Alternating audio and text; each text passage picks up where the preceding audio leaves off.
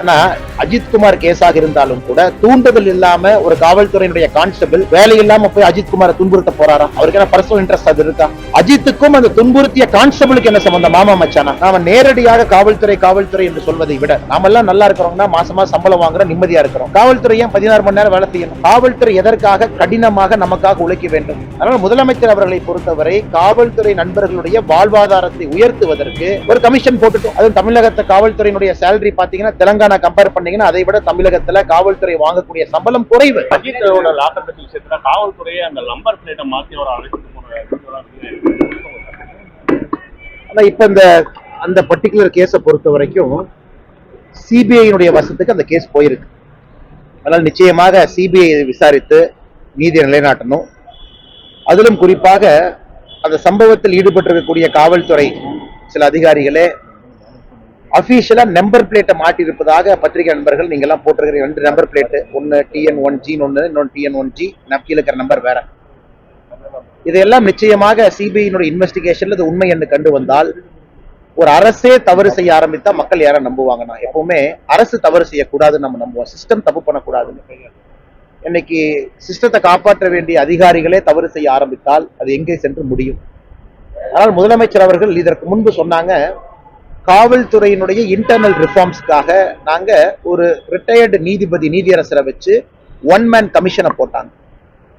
அந்த 1 man commission நீதியரசர் போட்ட பிறகு அவருடைய பாதுகாவலருக்கே ரோட்ல வெட்டு விழுந்துச்சு. அது வேற கதைங்கன்னா அது ரிப்போர்ட் என்னாச்சு?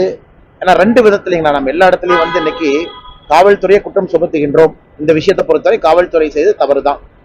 ஆனா இன்னொரு பக்கமும் இருக்கு. இந்த காயின்ல இன்னொரு பக்கத்தை பாருங்க. காவல்துறையில மொத்தமா நீங்க தமிழ்நாடு முழுவதும் பாத்தீங்கன்னா இன்னைக்கு காவல்துறை பொறுத்தவரை அதிகமான பணிச்சுமையில் இருக்கிறாங்க. பந்தோபஸ்து பண்ணணும், அவங்களே கிரைம் பண்ணணும், அவங்களே லா அண்ட் ஆர்டர் பண்ணணும், அவங்களே நைட் டியூட்டி போகணும். போதுமான வசதிகள் இல்ல. 2 வீலர்ல பைக்ல காவல்துறை அவங்களே இரவு ரோந்து போறாங்க. காவல்துறையினுடைய பணிச்சுமையும் ஒரு பக்கம் மிக மிக மிக அதிகமா இருக்கு. அதாவது காவல்துறையில எங்கேயோ 2-3 காவலர்கள் தவறு செய்வதற்காக ஒட்டுமொத்த காவல்துறையும் நாம் தவறு செய்து விட்டார்கள் என்று சொல்வதை விட இந்த அஜித் கேஸ்ல காவல்துறை தவறு செஞ்சிருக்கிறாங்க. அது ஒரு பக்கம். இன்னொரு பக்கம் காவல்துறையை மேம்படுத்துவதற்கு முதலமைச்சர் என்ன நடவடிக்கை எடுத்தார் அதுவும் சொல்லணும். காவல்துறையை ஷிஃப்ட் சிஸ்டம் கொண்டு வருவதற்கான நேரமா? நாம எல்லாம் நல்லா இருக்கிறோம்னா மாசமா சம்பளம் வாங்குறோம், நிம்மதியா இருக்கிறோம். காவல்துறை ஏன் 16 மணி நேரம் வேலை செய்யணும்? நாம் அதையும் புரிஞ்சுக்கணும் இல்லைங்களா? காவல்துறை எதற்காக கடினமாக நமக்காக உழைக்க வேண்டும்? அதுவும் தமிழகத்தை காவல்துறையினுடைய சேலரி பாத்தீங்கன்னா தெலங்கானா கம்பேர் பண்ணீங்கன்னா அதை விட தமிழகத்துல காவல்துறை வாங்கக்கூடிய சம்பளம் குறைவு. ஏன்னா இதையும் பாப்போம்னு நான் சொல்றேன். அதனால முதலமைச்சர் அவர்களை பொறுத்தவரை காவல்துறை நண்பர்களுடைய வாழ்வாதாரத்தை உயர்த்துவதற்கு ஒரு கமிஷன் போட்டுட்டோம், ஸ்டடி பண்ணட்டும், அவங்களுடைய பணிச்சுமையை குறைக்கட்டும். ஆனா அஜித்குமார் கேஸாக இருந்தாலும் கூட தூண்டுதல் இல்லாம ஒரு காவல்துறையினுடைய கான்ஸ்டபிள் வேலை இல்லாம போய் அஜித்குமாரை துன்புறுத்த போறாரா? அவருக்கு என்ன பர்சனல் இன்ட்ரெஸ்ட் அது இருக்கா? வெளியே இருக்கக்கூடிய அதிகாரிகள் தூண்டுறாங்க. வெளியே இருக்கக்கூடிய பணம் படைத்தவர்கள், வெளியே இருக்கக்கூடிய அதிகாரம் படைத்தவர்கள் ஒரு கான்ஸ்டபிளை தூண்டினதுக்கு அப்புறம் அவர் தப்பு பண்றாரு. அஜித்துக்கும் அந்த துன்புறுத்திய கான்ஸ்டபிளுக்கு என்ன சம்பந்தம்? மாமா மச்சானா? அதனால் இந்த விஷயத்தை பொறுத்தவரை நாம நேரடியாக காவல்துறை என்று சொல்வதை விட தப்பு நடந்திருக்கு, சிபிஐ என்கொயரி பண்றாங்க.